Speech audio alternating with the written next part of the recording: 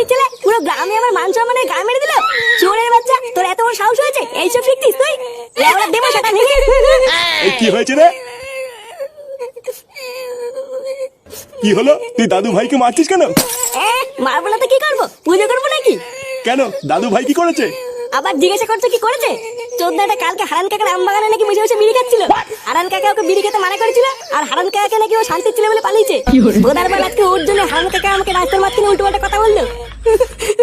আমি কি একা খাইছি নাকি? হারান কাকার নাতিও তো ছিল আমার সাথে। বালা, ও খেলে দোষ নেই, আর আমি খেলে যত দোষ না।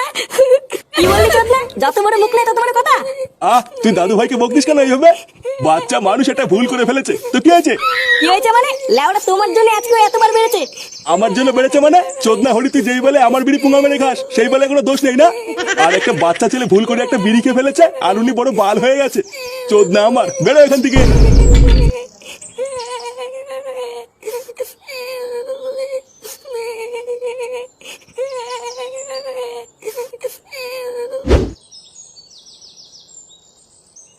নে, এই চোদনার জন্য আর কতক্ষণ দাঁড়িয়ে থাকবো?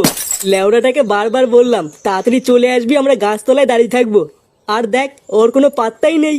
তোমাকে তো আমি আগেই বললাম পল্টুদা, ফুটোকে নিও না। দেখছো তো ওর কথার কোনো দামই নেই। হ্যাঁ, ঠিকই বলেছিস, তাই তো দেখছি।